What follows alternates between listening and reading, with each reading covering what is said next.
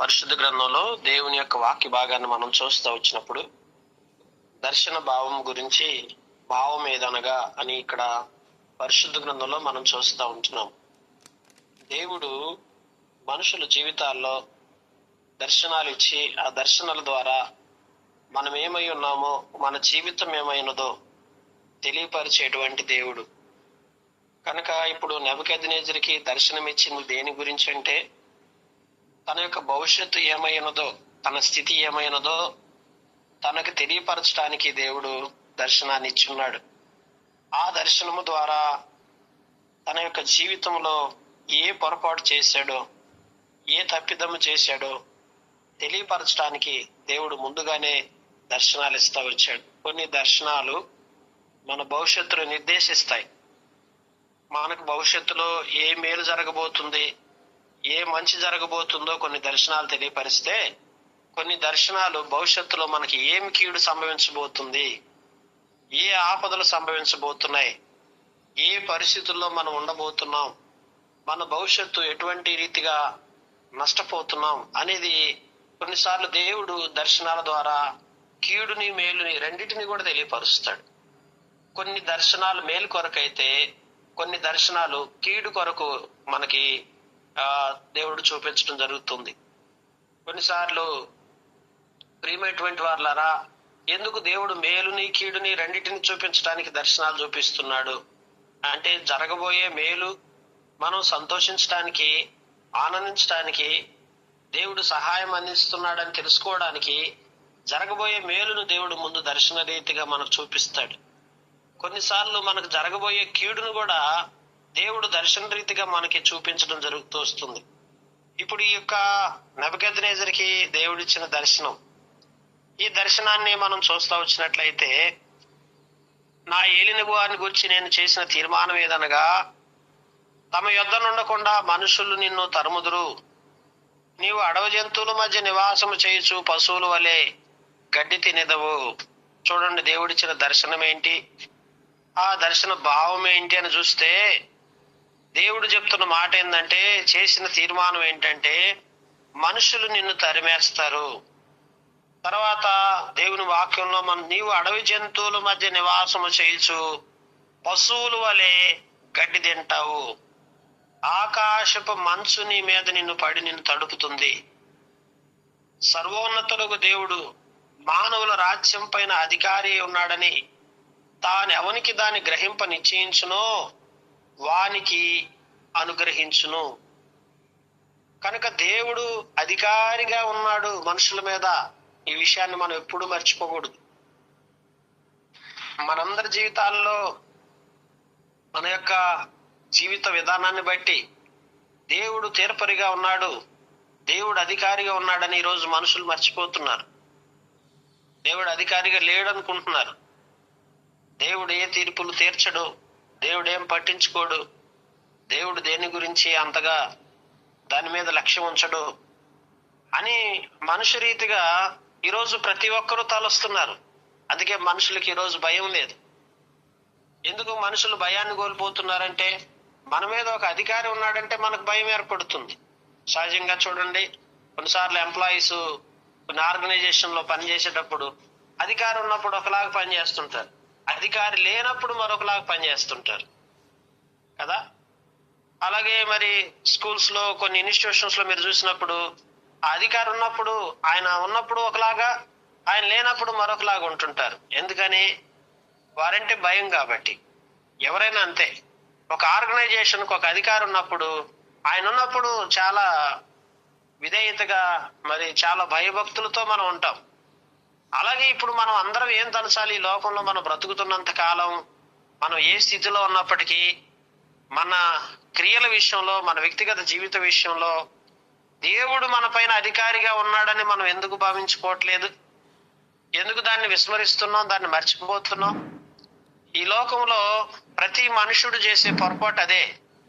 దేవుడు మన పైన అధికారిగా ఉన్నాడు అని భయపడేటువంటి వారు దేవునికి విరోధముగా, దేవుని చిత్తాన్ని తెలుసుకోకుండా ఏది కూడా మనం తొందరపడి చేయము. ఇప్పుడు నెబుకద్నెజరు యొక్క జీవితాన్ని మనం చూస్తూ వచ్చినప్పుడు, సర్వోన్నతుడగు దేవుడు మానవ రాజ్యము పైన అధికారమై ఉన్నాడు. ఈరోజు మానవ రాజ్యాలన్నీ ఉన్నాయి, భూమి మీద చాలా రకాలైనటువంటి రాజ్యాలు ఉన్నాయి. కానీ మానవ సంబంధమైన రాజ్యాలన్నిటిపైన దేవుడు అధికారి ఉన్నాడు. ఎందుకంటే ఆయన సర్వోన్నతుడగు దేవుడు. ఆయన సర్వోన్నతుడంటే అందరిపైన ఉన్నతుడైనటువంటి దేవుడు. అందరిపైన ఉన్నతుడైనటువంటి దేవుడు మానవ రాజ్యాల పైనటువంటి అన్నిటిపైన అధికారము కలిగి ఆయన ఎవరికి అనుగ్రహించాలనుకుంటున్నాడో అది ఆయన అనుగ్రహిస్తాడు. ఆయన వానికి అనుగ్రహింపననియు నీవు తెలుసుకున్న వరకు 7 కాలములు నీకు జరుగును. అంటే దేవుడు మనుషులకు ఏది అనుగ్రహిస్తే అది దొరుకుతుంది, ఏది అనుగ్రహించకపోతే అది దొరకదండి. దేవుని బిడ్డలారా గమనించండి. ఉదయకాల మందు మనం ఆలోచించినట్లయితే ఈ రోజు నీ జీవితంలో దేవుడు నీకు ఏది అనుగ్రహిస్తే అదే నీ సొంతం అవుతుంది. ఏది నీకు అనుగ్రహించడో అది నువ్వు ఎంత వెంపర్లాడినా ఎంత ప్రయాసపడినా నీకు దొరకదు. గమనించండి. అందుకంటే నన్ను అడుగుము, నేను నీకు ఏదైనా ఇవ్వాలంటే నువ్వు నన్ను అడగమంటున్నాడు. దేవుని వాక్యంలో చూస్తున్నాం. నన్ను అడుగుము, జనములో నీకు స్వాస్థ్యంగా ఇస్తానంటాడు. నన్ను అడుగుము, నీకు భూమిని స్వాస్థ్యంగా ఇస్తానంటాడు. దేవుని బిడ్డలారా, ఆయన సర్వాధికారి, ఆయన సర్వశక్తిమంతుడు. ఆయన కలిగి ఉన్నదేది ఆయన లేకుండా కలగలేదు. ఈ సృష్టిలో సమస్తము ఆయన మూలముగా, ఆయన ద్వారా, ఆయన వలన మనకు జరుగుతూ ఉన్నాయి తప్ప నీవు నేను ఏది కూడా అనుభవించలేము భూమి మీద. అందుకే పరిశుద్ధ గ్రంథంలో ఆ రాజా, నా యోచన నీ దృష్టికి అంగీకారమగునుగాక. ఒకవేళ నీవు పాపములు మాని నీతి న్యాయములు అనుసరించి నువ్వు బాధ పెట్టిన వారి యందు కరుణ చూపిన యెడల నీకున్న క్షేమము నీకిక మీదట ఉండనని దానియేలు ప్రత్యుత్తరం ఇచ్చును. దేవుని వాక్యంలో ఉండునని నీకు ప్రత్యుత్తరం ఇచ్చిన. అంటే ఇక్కడ చూడండి, ఒకవేళ అంటున్నాడు. దేవుని వాక్యంలో చూడొచ్చు. పరిశుద్ధ గ్రంథంలో ఈ ఒకవేళ అనే పదం చాలా సందర్భాల్లో కనిపిస్తుంది. ఒకవేళ మనం మనసు తిప్పుకుంటే, ఒకవేళ మనం పశ్చాత్తాపడితే, ఒకవేళ మన పాపాల విషయమై మనం పశ్చాత్తాపడి సరిదిద్దుకుంటే, నీతి న్యాయాలు అనుసరించి నడుచుకునేటువంటి దేవుడు నీవు బాధ పెట్టిన వారి యందు కరుణ చూపిన యెడల నీకున్న క్షేమము నీకిక మీదట ఉండునని దానియేలు ప్రత్యుత్తరం ఇచ్చెను.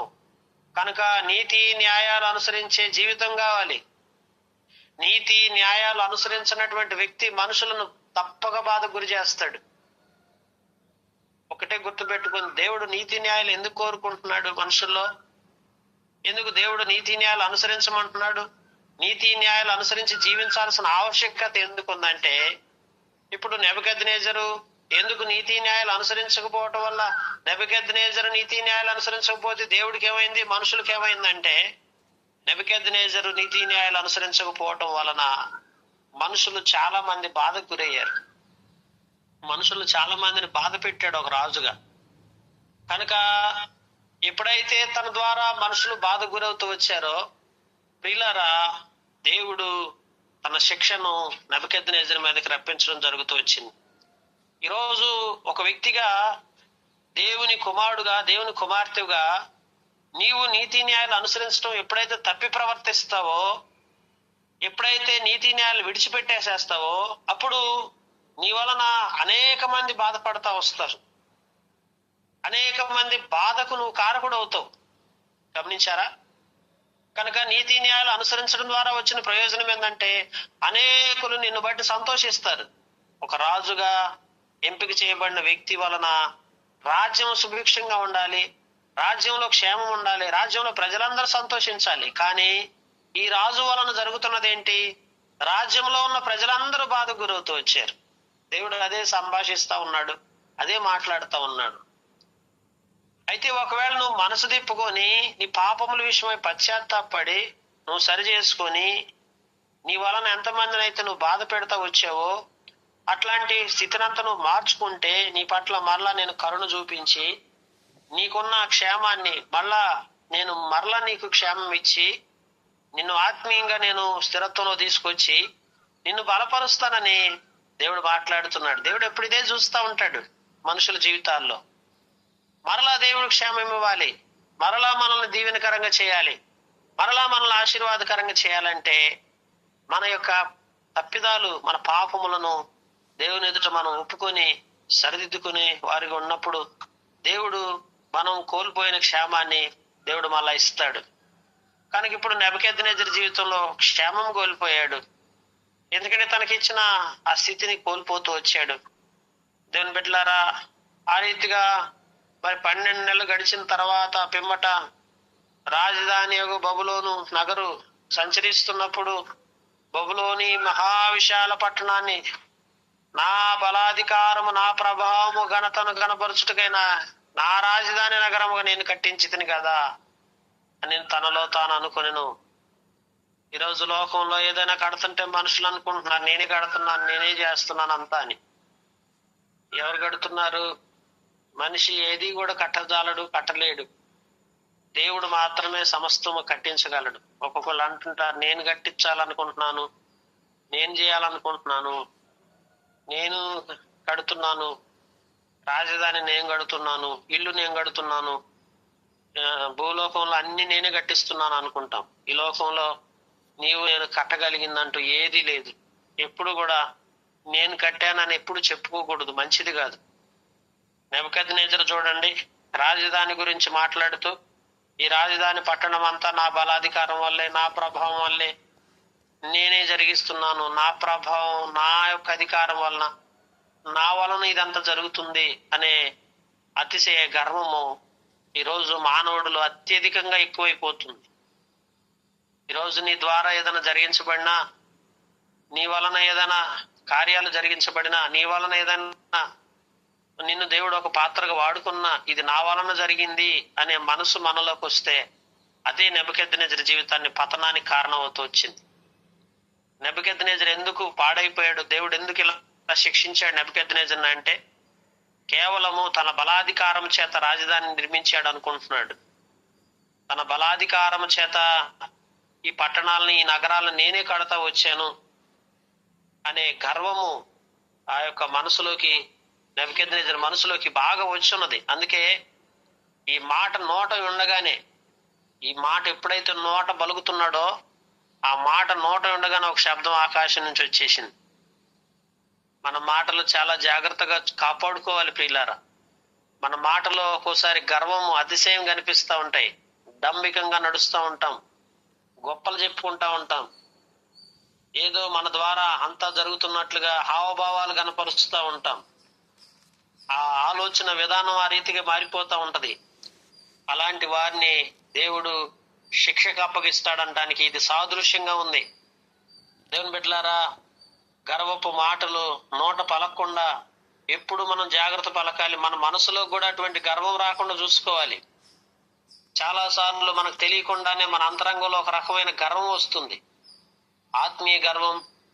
ఎన్నో సదుపాయాలు ఎన్నో మనకి దేవుడు ఇచ్చినప్పుడు వాటన్నిటిని చూసుకొని ఒక రకమైన గర్వంతో నడుస్తూ ఉంటాం. దేవుడు గర్వపు ఆలోచనలు గాని, గర్వపు ఉద్దేశాలు గాని, గర్వపు మాటలు గాని వేటిని కూడా దేవుడు లక్ష్య పెట్టడం. దేవుని బిడ్డలారా గమనించండి. కనుక నెబుకద్నెజరు జీవితంలో ఇంత భయానకమైన స్థితిని ఎందుకు మరి పొందుతూ వచ్చాడంటే తన యొక్క జీవితంలో మరి తన యొక్క స్థితి ఎట్లా ఉందంటే ఇదంతా రాజ్యాలు, ఆకాశము నుండి శబ్దం ఎందుకు విన్నాడు? ఏంటి, ఏం శబ్దం అంటే నీ రాజ్యం నీ యొద్ద నుండి తొలగిపోతుందని విన్నాడు. ఎందుకంటే ఏ రాజ్యం అయితే నేను కట్టాను అనుకుంటున్నాడు, ఏ కట్టడాలు అయితే నేను కట్టాను అనుకుంటున్నాడు, అవన్నీ నీ యొద్ద నుంచి నేను తీసేస్తాను అన్నాడు దేవుడు. కనుక మనుషులు నిన్ను తరుముతారు, అడవి జంతువుల మధ్య నివాసం చేస్తావు, పశువులు గడ్డి మేసినట్టు చేస్తాను. సర్వోన్నతులకు దేవుడు మానవుల రాజ్యం పైన అధికారి ఉన్నాడని, ఎవరికి అనుగ్రహిస్తాడో వారికే అనుగ్రహిస్తాడని నువ్వు తెలుసుకునే విధంగా నేను చేస్తానని చెప్పి దేవుడు చెప్తున్నాడు. ఆ గడియలోనే అలాగున నెబుకద్నెజరుకు వెంటనే సంభవించింది. ఆ గడియలోనే మానవుల్లో నుండి అతను తరిమిరి పశువుల వలె గడ్డి మేయటం ప్రారంభించాడు. ఆకాశపు మంచు అతని దేహానికి తడపగా తల వెంట్రుకలు పక్షిరాజు రెక్కల ఈకల వంటివి, అతని గోళ్లు పక్షుల గోళ్ల వంటివి అయిపోయినాయి. గోళ్లు మారిపోయినాయి, రూపం మారిపోతుంది, పక్షిరాజులాగా మారిపోయాడు. కాలం గడిచిన పిమ్మట నెబుకద్నెజరు మరలా మానవ బుద్ధి గలవాడై నా కండ్లు ఆకాశము తట్టెత్తి చిరంజీవియు దేవుని సర్వోన్నతుడు దేవునికి స్తోత్రము చేసి గణపరిచి స్తుతించితిని. ఆయన ఆధిపత్యము చిరకాలము వరకు, ఆయన రాజ్యము తరతరములకు ఉన్నవి. కనుక దేవుని స్తుతించడం ప్రారంభించాడు. దేవుని సన్నిధిలో దేవుని ఆరాధిస్తున్నాడు. అయ్యా, నేను చాలా పెద్ద పొరపాటు చేశానయ్యా అని తప్పుదెమ్మను ఒప్పుకొని సరిచేసుకొని దేవుని పాదాల చెంతకొచ్చి దేవుని సన్నిధిలో దేవుని స్తోత్రం చేస్తూ దేవుని గణపరచడం ప్రారంభించాడు. ఈరోజు నీ ద్వారా, నా ద్వారా, మనందరి ద్వారా దేవుడికి ఘనత రావాలి. దేవుడికి మాత్రమే ఘనత రావాలి. ప్రియులారా, నువ్వు చేసే ప్రతి పనిలో దేవునికి ఎంతవరకు ఘనత వస్తుందనేది ఆలోచన చేసుకొని దేవుని గణపరచడానికి నిత్యం ప్రయత్నం చేయాలి. మనం నన్ను గణపరచు వారిని నేను గణపరుస్తాను అంటున్నాడు. నన్ను తృణీకరించు వారిని నేను తృణీకరిస్తాను అంటున్నాడు. నీ ద్వారా దేవునికి ఘనత వచ్చినంత కాలం నువ్వు ఘనంగా ఉంటావు.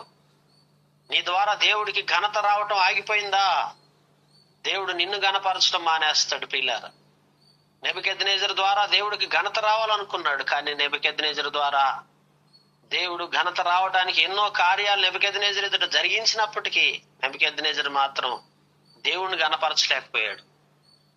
తన ఘనత, తన గొప్పతనాన్ని ఎప్పుడు కూడా ప్రజలలోకి తీసుకెళ్ళటానికి, రాజధాని విషయంలో, పట్టణాల విషయంలో తను గొప్పగా చెప్పుకోవాలనే తలంపుతో బ్రతుకుతూ వచ్చాడు. గాని అయ్యో, తనను బట్టి దేవునికి ఘనత రావాలని గ్రహించలేని ఆ బలహీనమైన మనస్సాక్షి కలిగిన జీవితాన్ని బట్టి నెబుకద్నెజరు ఇట్టి రీతిగా మరి అడవిలో పశువుల్లో మేత మేసే విధంగా దేవుడు అతన్ని ఒక మరి పశువులలో బ్రతికే వ్యక్తిగా చేసేసాడు కొంతకాలం పాటు. కనుక దేవుని వాక్యంలో మనం చూస్తుంటున్నప్పుడు కనుక తిరిగి తెలుసుకొని మళ్ళా దేవుణ్ణి ఆరాధిస్తున్నాడు. ఎన్నికకు రానివారు పరలోక సేన ఎడలను భూనివాసుల ఎడలను తన నిమిత్తము తన చిత్తము చొప్పున జరిగించువాడు ఆయన చేయు పట్టుకొని ఏమేమి చేయుచున్నాడని ఆయనతో చెప్పుటకు ఎవడు సమర్థుడుగాడు. నీవేం చేయుచున్నావా అని అడగటానికి ఎవడు సమర్థత లేదు. దేవుడిని అంట, నువ్వేం చేస్తున్నావయ్యా మా జీవితాల్లో అని అడగటానికి మనకు అర్హత లేదంట. దేవుడు మనుషులకి అందరికి ఒకటి ఎక్కువ అయిపోయింది. దేవుడు మాకేం చేశాడు, దేవుడు మనకేం చేయాలి. దేవుడు జీవితాన్ని ఇచ్చాడు ఆనందంగా గడపమని, దేవుడు జీవితాన్ని ఇచ్చాడు ఆయన ఆరాధించమని, దేవుడు నిన్ను ఆత్మీయంగా ఉండటానికి, పరిశుద్ధంగా జీవించడానికి, ధర్మశాస్త్రం నన్ను ఆనందించడానికి, దేవుని స్తుతించడానికి నిన్ను ఈనాటి వరకు సజీవుడి లెక్కలో ఉంచాడు. దేవుని బిడ్డలారా, లోక ఆశలతో బ్రతికే వాళ్ళకి దేవుడు ఏం చేసినా తృప్తి ఉండదు, ఎంత చేసినా తృప్తి ఉండదు, ఇంకా చేయాలనుకుంటాం. దేవుని కొరకు నేనేం చేస్తున్నావు అనేది మనకు చాలా ప్రాముఖ్యమైన విషయం. ఆయన కొరకు నేను ఎలా బ్రతకాలయ్యా, నీ కొరకు నేను ఎలా జీవించాలయ్యా, ఏ విధంగా ఉంటే నేను సంతోష పెట్టగలను, నిన్ను ఘనపరచగలనని ఎప్పుడైతే మానవుడు ఆలోచించగలుగుతాడు, అప్పుడే మనము దీవెనలు, ఆశీర్వాదాలు అనుభవించగలుగుతాం. దేవుని బిడ్డలారా, కనుక ఉదయకాల సంబంధు పరిశుద్ధ గ్రంథంలో దేవుని వాక్యంలో అందుకే చెప్తున్నాడు. దేవుని వాక్యం అందుకే అంటాడు, ఆ సమయమందు నా బుద్ధి మరలా నాకు వచ్చింది, కోల్పోయిన బుద్ధి మరలా వచ్చింది. చాలా సార్లు బుద్ధి కోల్పోతాం. బుద్ధిని కోల్పోయిన వారిగా రాజ్య సంబంధము ప్రభావమును, నా ఘనత, నా తేజస్సు నాకు కలిగను. నా మంత్రులు, నా క్రింద అధిపతులు నా యొద్ద ఆలోచన చేయవచ్చిరి, నా రాజ్యం నాకు స్థిరముగా మరలా ఎక్కువ ఘనత ఉంది. ఇలాగూ నెబుకద్నెజరు పరలోక రాజ్యం కార్యములన్నీ కూడా మరి దేవుని వాక్యంలో సత్యమును, ఆయన మార్గమును, న్యాయములై ఉన్న గర్వముతో నటించి వారిని అణుచువాడని దేవుడు స్తుతించాడు. గర్వముతో నడిస్తే దేవుడు తప్పక మనల్ని ఏం చేస్తాడు, అణిచివేస్తాడు. ప్రియమైనటువంటి వాళ్ళారా, కనుక ప్రభు సన్నిధిలో తగ్గించుకొని దీనులమై గర్వాన్ని మానివేసి అన్ని విషయాల్లో దేవునికి తగినట్లుగా దేవుని చిత్తాన్ని తెలుసుకొని మనం లోబడి బ్రతికినప్పుడు దేవుడు మనల్ని అంతకంతకి ఆశీర్వదించుకుంటూ వస్తాడు. ఎప్పుడైతే మనం గర్వంతో మనల్ని మనం హెచ్చించుకుంటామో నెబుకద్నెజరు లాగా మరి ఆ యొక్క శిక్షను మనం అనుభవించే వారుగా ఉంటాం. కనుక నిజంగా నెబుకద్నెజరు జీవితం, గర్వముతో నడిచిన తన జీవితం ఈరోజు లోకానికి ఒక సందేశాన్ని తెలియపరుస్తుంది. ఏం సందేశం అంటే, ఎవరు కూడా అతిశయించడానికి వీల్లేదు, గర్వించడానికి వీల్లేదు. అతిశయించేది ఏదన్నా ఉంటే దేవుణ్ణి బట్టి తప్ప, గర్వించేది ఏదన్నా ఉంటే దేవుణ్ణి బట్టి తప్ప, ఇంకా మరి దేన్ని బట్టి కూడా గర్వించడానికి వీల్లేదని దేవుడు మాట్లాడుతూ ఉన్నాడు. కనుక ఉదయకాల సంబంధి అనుభవం మనం నేర్చుకొని మన వ్యక్తిగత జీవితంలో ఎల్లప్పుడూ కూడా దీనులమై, తగ్గింపు కలిగి, మంచి బుద్ధి కలిగి, దేవుడు ఘనత తీసుకొచ్చే విధంగా దేవుడికి అర్పించుకో. అయ్యా, నా ద్వారా నీకు ఎటువంటి ఘనత రావాలయ్యా, నా ద్వారా నీ నామం ఏ విధంగా ఘనపరచబడాలయ్యా అని ఆలోచన చెయ్యి. ప్రతిరోజు ఆలోచించి ఆ ఘనత తీసుకొచ్చే విధంగా నీ జీవితాన్ని మరి సమర్పించుకో దేవుడికి. దేవుని కొరకు బ్రతకాలి, దేవుని కొరకు జీవించాలి, దేవునికి మనల్ని మనం సమర్పించుకోవాలి అనేటువంటి అనుభవంలోకి నువ్వు ఎప్పుడైతే వస్తావో అప్పుడు దేవుడు నీ బుద్ధిని మళ్ళా తిరిగి నీకు ఇస్తాడు. ఇప్పుడు నెబుకద్నెజరు చూడండి, తన స్వబుద్ధిని ఆధారం చేసుకొని అన్ని ఆలోచనలు చేశాడు. చివరికి ఆ బుద్ధి అంతా నష్టాన్ని తీసుకొచ్చి పెట్టింది. ఎప్పుడైతే దేవుని తనకు మంచి బుద్ధిని ఇచ్చాడో అప్పుడు జీవితంలో దేవుని గణపరచడం ప్రారంభించాడు. కనుక ఆ రీతిగా మన జీవితంలో దేవునికి మనల్ని మనం అర్పించుకొని, అయ్యా స్వబుద్ధి ఎక్కడ పనిచేస్తుంది, సొంత జ్ఞానం, సొంత తెలివితేటలు, సొంతకీయమైన ఆలోచనలు అన్ని పక్కన పెట్టేసి, నాయన నీ చిత్తాన్ని నేను చేయటానికి నన్ను నేను నీకు అర్పించుకుంటున్నాను అని ఎప్పుడైతే దేవునికి మనపూర్వకంగా దేవునికి చెప్తావో, దేవుడు నిన్ను బలమైన వ్యక్తిగా, ఆశీర్వాదకరమైన వ్యక్తిగా చేసి లోకములో నీ ద్వారా దేవునికి ఘనత వచ్చే విధంగా నిన్ను ఘనపరచడం ప్రారంభిస్తాడు. లేకపోతే దేవుడిచ్చిన అధికారాన్ని దుర్వినియోగం చేసుకొని, దేవుడిచ్చిన ఆశీర్వాదాలను దేవుని దుర్వినియోగపరిచి అతిశయంతో, గర్వంతో మనల్ని మనం హెచ్చించుకున్నట్లయితే దేవుడు మనల్ని సిగ్గుపరుస్తాడు, తృణీకరిస్తాడు. తృణీకారం అంటే ఎట్లుంటుందో కూడా దేవుడు నీకు తెలియపరుస్తాడు. కనుక ప్రియమైనటువంటి వారలారా, ఉదయకాల సంబంధు మనందరి జీవితాల్లో ఇటు అనుభవం మనం కలిగిన వారమై ప్రభు సన్నిధికి వచ్చి మనల్ని మనం ఆత్మీయంగా నిలవబెట్టుకొని, కట్టుకొని భవిష్యత్తునంత ఆశీర్వాదకరంగా మరి ఉండులాగున ప్రభు పాదాల చెంత దీనులమై మొరపెట్టుకునిలాగా దేవుడి మాటలు దీవించునుగాక.